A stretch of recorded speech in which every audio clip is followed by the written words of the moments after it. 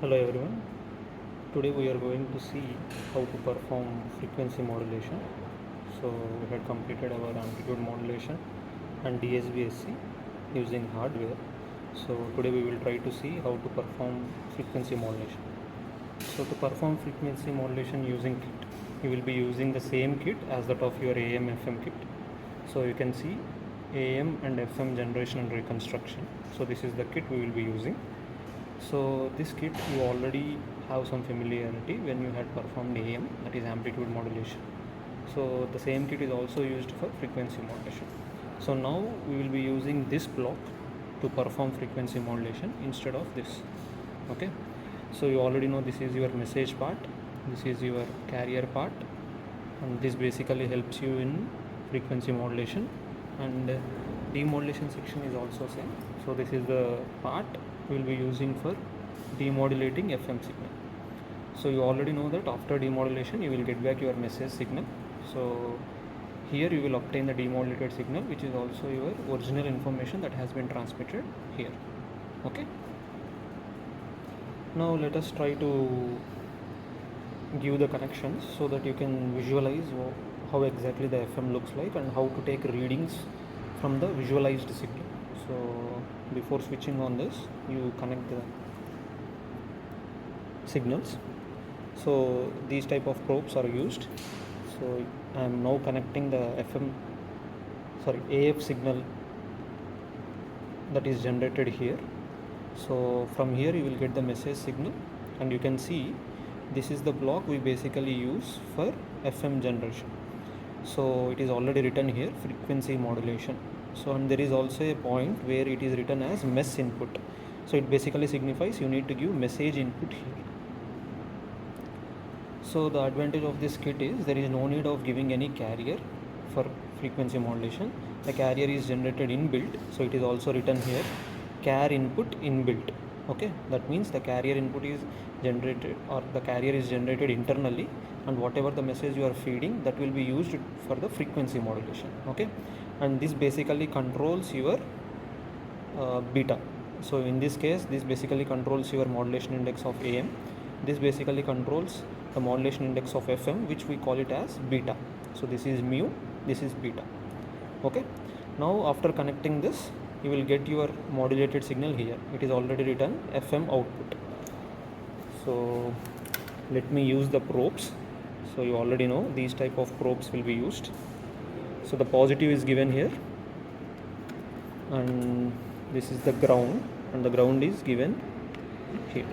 Okay, and I'm also connecting the message signal so that we can see how exactly the message, or what is the correlation between the message amplitude and the frequency of the carrier. Okay.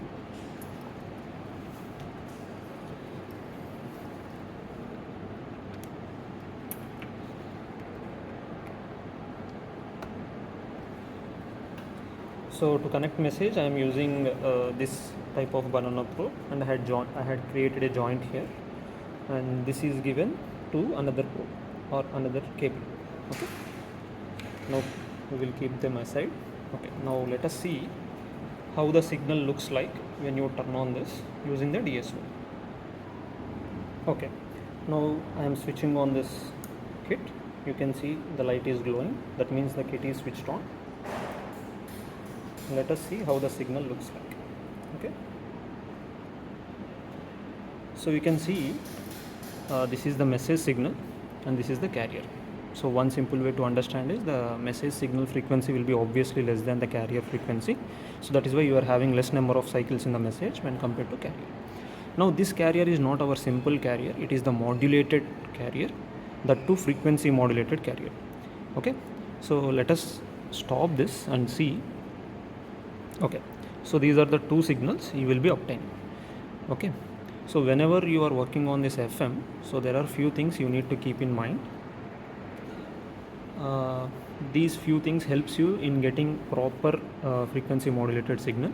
Let me show you those important things. Okay, so after connecting this, there are few knobs that you need to be very careful. One is this knob, frequency control. So this basically controls the message signal frequency, and the other one is this knob, So this knob basically helps you in controlling the beta, that is modulation index of frequency modulated signal. Okay, so these are the two knobs that helps you in properly getting your FM signal.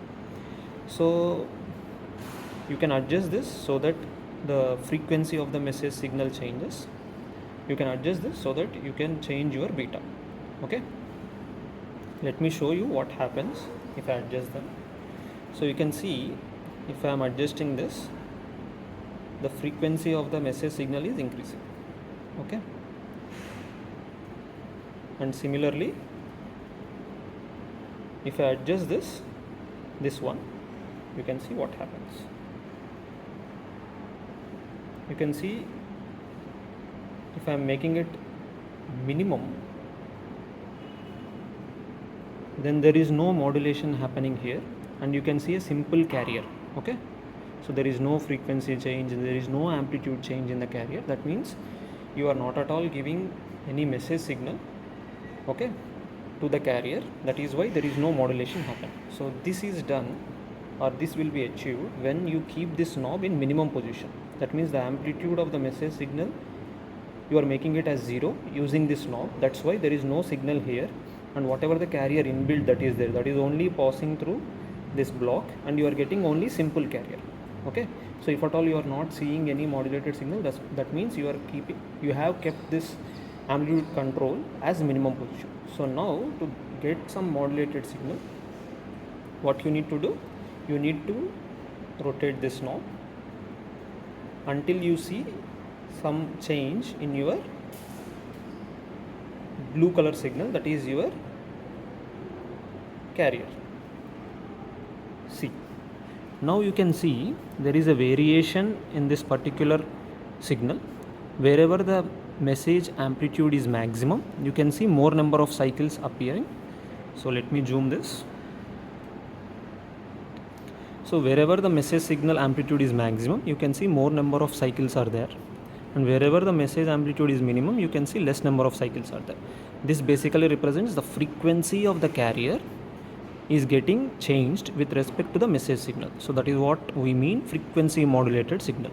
Okay, so for better clarity, you can also increase this knob further so that you can see some significant variations. So this is the maximum position. So you can see in the maximum position there is a significant change. So you can see more number of cycles during your message amplitude max, and there are less number of cycles during your message amplitude minimum. Okay, so now this is how you can achieve your FM signal. So this is the first part, and this part basically helps you in getting your FM signal. Now the next part is to perform the calculations on this obtained FM signal. So you need to basically calculate what is the amount of beta you had given. So similar to AM signal, in AM signal we get the signal, that is modulated signal, and using that modulated signal you calculate what is the mu value. So after calculating mu value, you can say whether it is under modulated, critical modulated, or over modulated. So similarly, using this graph, that is your modulated signal, you basically try to calculate beta. So I will show you how to calculate beta, or I will explain that. So using this particular signal, you need to calculate beta, and that basically helps you in understanding whether the frequency modulated signal is wideband FM or narrowband FM. Okay, so as part of modulation, you need to also perform this calculation part using the formula that I will explain soon. Okay, now let us see how to calculate beta. So we obtained the waveform, but we need to understand what are the things you need to take from waveform or measure from waveform so that you can get your beta. Okay, so you already know what exactly is beta. So this is what is beta for FM.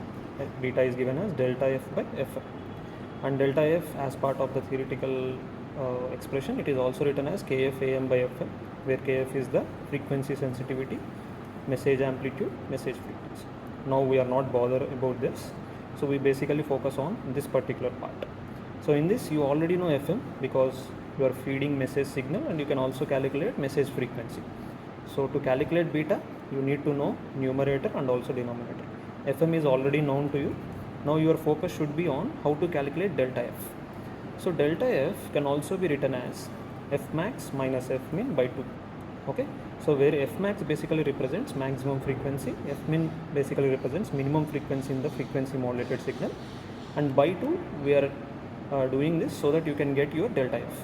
So one simple way to understand why to do by 2 is f max is also given as fc plus delta f, and f min is given as fc minus delta f. So your original carrier frequency with maximum deviation, if at all that is getting subtracted, you will get f min, and if at all that maximum deviation is getting added to your carrier frequency, you will get f max.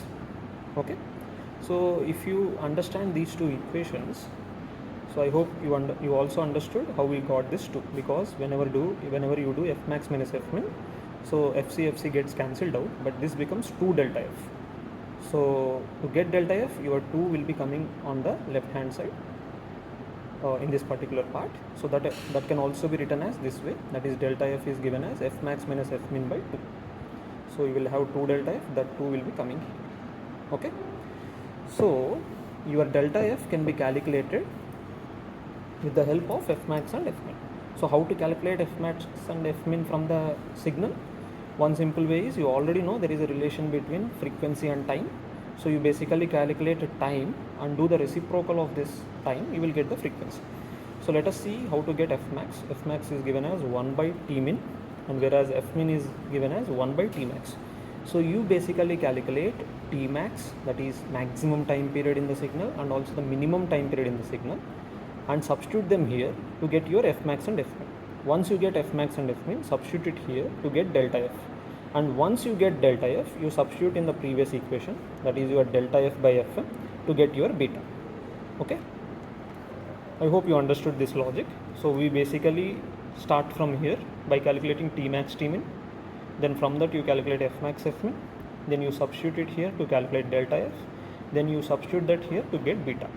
Okay, fm you already calculate from the message signal, no problem. Understood? Okay, let me help you in understanding how to calculate the t max and t min using this frequency modulated signal. So one simple way is, you can use cursors.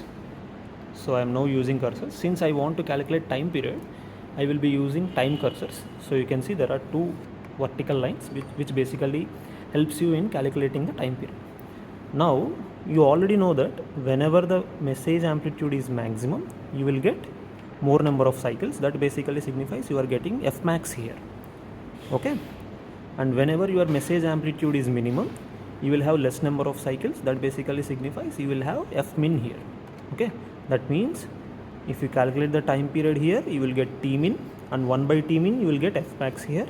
And if you calculate time period here you will get t max, and 1 by t max will be f min. So that way you will calculate f max and f min. So let me show you how to calculate t min here. So one cursor you need to keep. Okay, let me first select the cursor A. So this is cursor A. So you already know how to select the cursors, so I am not explaining that. So the first cursor I am keeping it here. The reason why I am only choosing this, because you will get the maximum frequency when the message amplitude is maximum. So that is why I am choosing these 2 particular points. So let me select line B. So I will align this here. So this difference, that is A to B difference, that is what is your delta x. So delta x is given as 58 microseconds. So this 58 microseconds basically signifies that is your t min. Okay, then I will go here and calculate t max. So again select A cursor, move the A cursor to a position so that you can calculate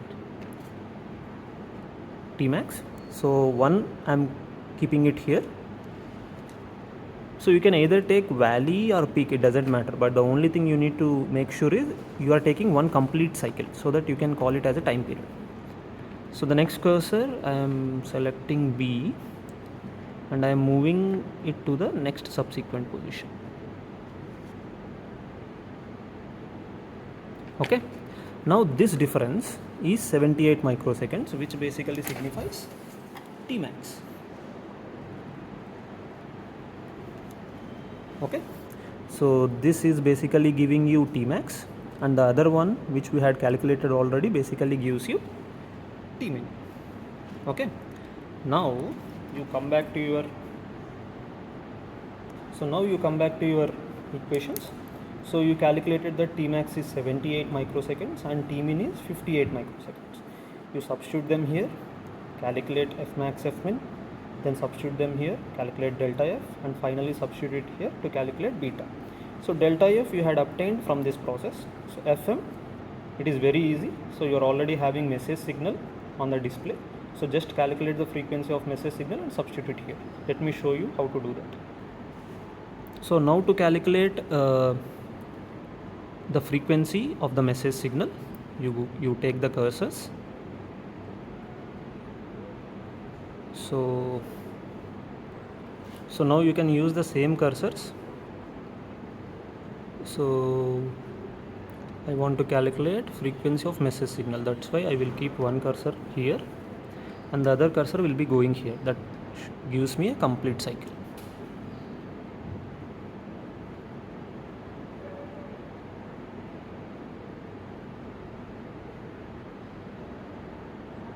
So this gives me complete time period of message, and you can see my message frequency is 1.366 kilohertz. Okay, I hope you understood how to get FM, that is message frequency. So now using this formula, you already know FM. Delta F will be obtained from the below equation. Substitute them here and you will calculate beta. So this you need to perform only once. Okay, so you take one FM signal, that is frequency modulated signal, and calculate message frequency delta F and calculate beta of that particular frequency modulated signal. Only one beta is enough, and you comment whether that beta is greater than 1 or less than 1, and note down whether it is wideband FM or narrowband FM. So that is your task as part of this modulation, especially FM modulation or frequency modulation. I hope you understood how to perform frequency modulation using the kit and also calculate beta.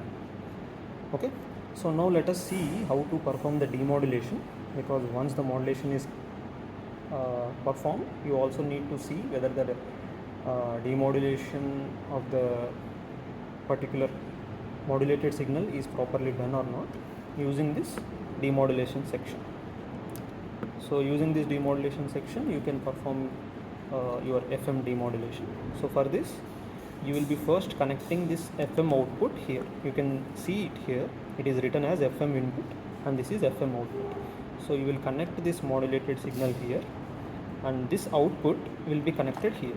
Okay, so basically what is happening here is, so your FM signal is getting converted into AM signal, and once you get this converted AM signal, you can use a simple AM demodulation section to get back your message signal. So that is the logic they had applied.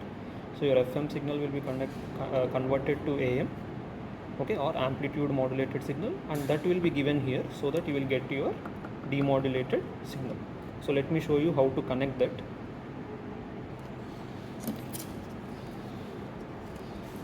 So this is your modulated signal. This I am giving it here, and now I will take one more probe and I will connect this output to AM input. The reason why I am doing this is because first I am converting my FM signal to AM signal, then I am feeding it here, so that this section, that is your AM demodulation section, can be used for getting your message signal. So now I will connect this to the probe. Okay,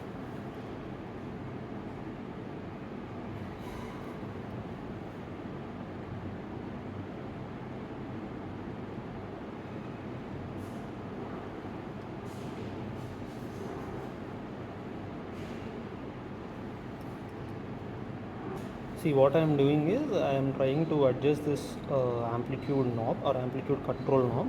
so that if at all the demodulated signal is not properly visible, or if at all you want to amplify that final signal, you can do that here.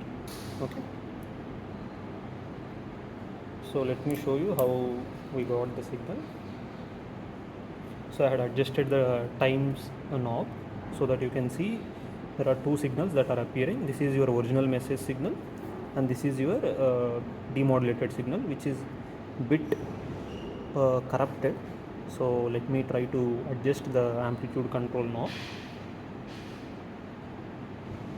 So you can see as I increased, more number of artifacts are coming into picture.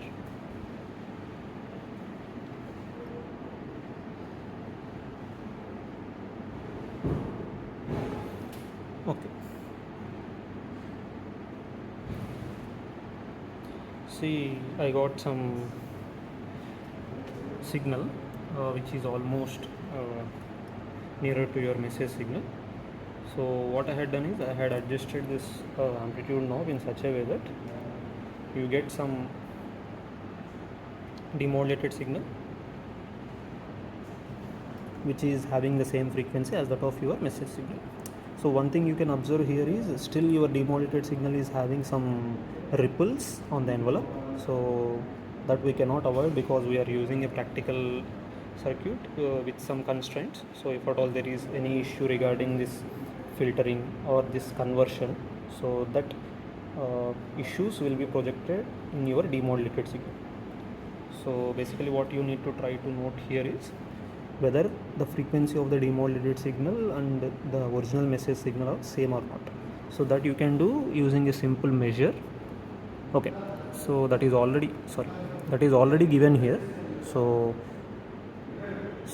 this blue color basically represents frequency of the demodulated signal, and this yellow color basically represents message frequency. So you can see both are almost same. So your original message signal frequency is 1.397, and now your demodulated signal frequency is around 1.3840. So it is getting fluctuated because of this ripples on the demodulated signal, but you can see it is almost near to your message frequency. So that completes your FM frequency modulation and demodulation. I hope you understood how to perform this frequency modulation and demodulation using this particular kit. Okay, so these are all the connections. So this is for modulation section. There is no need of giving any carrier, because the carrier is inbuilt, and then you feed it here, and then this is your demodulation section. The first thing that comes into picture is converting your FM signal to AM, and then you will use this AM section to get back your demodulated signal. Okay, so that's all about your FM. Thank you.